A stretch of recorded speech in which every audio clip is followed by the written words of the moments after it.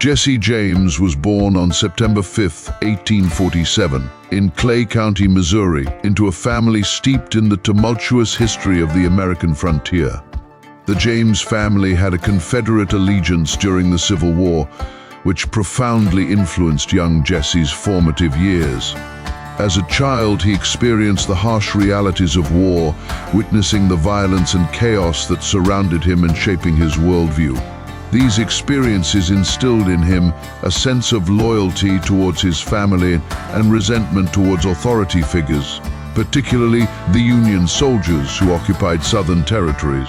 Raised on a farm, Jesse James had a tumultuous childhood, marked by the geopolitical tensions of the time. His father, a Baptist minister named Robert James, passed away when Jesse was just a young boy, leaving his mother, Zerelda, to raise him and his siblings alone.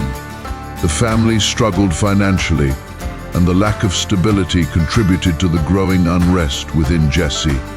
He was deeply affected by the societal upheaval surrounding him, which led him to adopt the code of violence and rebellion during his teenage years. As the Civil War unfolded, Jesse James's involvement in guerrilla warfare began at an early age.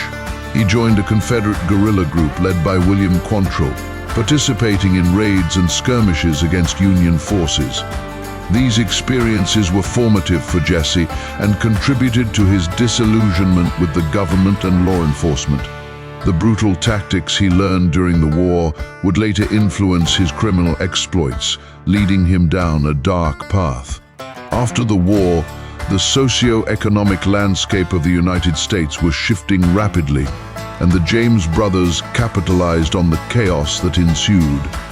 Together with other former Confederate sympathizers and outlaws, Jesse and his brother Frank commenced their descent into crime through various bank and train robberies. The transition from guerrilla warfare to a life of crime reflected a broader trend among former soldiers seeking to navigate the post-war realities through illicit means. One of the earliest recorded robberies involving Jesse James occurred in 1866, when he and his gang attempted to rob a bank in Brookfield, Missouri. This robbery was a disaster and ended with several gang members dead or captured, reinforcing the notion that criminal life would always be fraught with danger and unpredictability. Nevertheless, Jesse's reputation as a daring outlaw began to solidify. In the following years, Jesse and Frank joined forces with the younger brothers, Cole, Jim, and Bob, forming the infamous James Younger Gang. This alliance enabled the group to conduct more sophisticated and daring robberies, often characterized by meticulous planning and audacious execution. One of their most famous heists occurred in 1873 when they robbed the Memphis Bank in Tennessee, making off with a remarkable sum of money. This bold robbery not only enhanced their reputation but also attracted significant media attention, further romanticizing their outlaw lifestyle in the eyes of many. The gang's success continued with a series of bank and train robberies, contributing to a legend that would resonate throughout American culture. Their extraordinary ability to evade law enforcement and their daring escapades positioned them as folk heroes among some members of the public. Many families idolized them, viewing Jesse James and his gang as brave rebels fighting against corrupt systems that preyed on the vulnerable. The dichotomy of their criminal actions and the romanticized image of the outlaw contributed to a narrative that would endure in American folklore. As Jesse became more recognized, his outlaw exploits were published in newspapers, often depicting him as a Robin Hood-like hero. This portrayal played a significant role in cementing his status as both an outlaw and a folk hero. Despite his criminal activities, some members of the public saw him as a champion of the oppressed, leading to a complex legacy that blurred the lines between villainy and heroism. However, the law was relentlessly pursuing Jesse and the younger brothers. He faced increasing pressure from the Pinkerton National Detective Agency, which was hired to capture him. The agency utilized aggressive tactics, including surveillance and raids, to try and apprehend Jesse. The intensity of this pursuit culminated in a tragic incident in 1876 when the Pinkerton agents raided the James family home in search of Jesse. In a misguided assault, they threw a bomb into the house, resulting in the death of Jesse's half-brother and causing significant harm to his mother.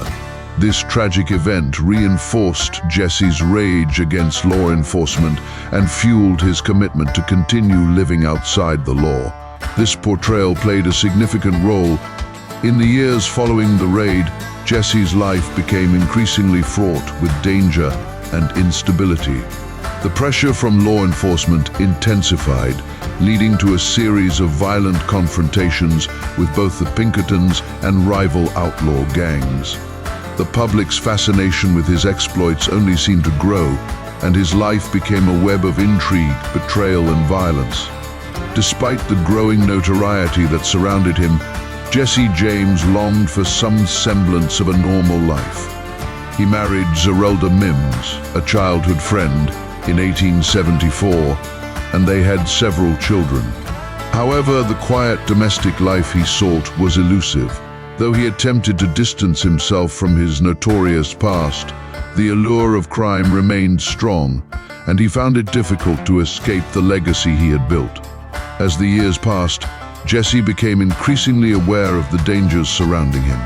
Following the events of the Northfield, Minnesota bank robbery in 1876, where a planned heist turned into a bloody shootout, the James Younger gang suffered significant losses.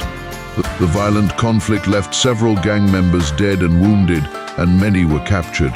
Jesse managed to escape, but the aftermath of the botched robbery further escalated the law's pursuit. In the early 1880s, Jesse found himself at a crossroads. The law was closing in, and he struggled with his desires for both a peaceful life and his reputation as an outlaw. After a period of reflection, Jesse ultimately decided to continue his criminal activities. He joined forces with his brothers again and planned a series of smaller-scale robberies. However, these later heists were not met with the same level of success as his earlier exploits. The final chapter of Jesse James's life would be marked by betrayal. In 1882, he had retreated to a quiet existence in St. Joseph, Missouri. There, he attempted to start anew as a family man. However, old associations with former gang members lingered, and robbers were plotting to bring him down. Jesse was betrayed by Robert Ford, a member of his gang who had turned informant to collect the bounty on Jesse's head. In a tragic twist of fate, Ford shot Jesse in the back as he adjusted a picture on the wall of his home, a cowardly act that would forever immortalize him in infamy. Jesse James's death on April 3, 1882, marked the conclusion of a significant era in the Old West. His funeral attracted a substantial crowd of mourners, demonstrating the complex feelings surrounding his legacy. Many would view him as a romantic figure, an emblem of rebellion against a corrupt system. However, others perceived him as a violent criminal whose actions had detrimental effects on many lives.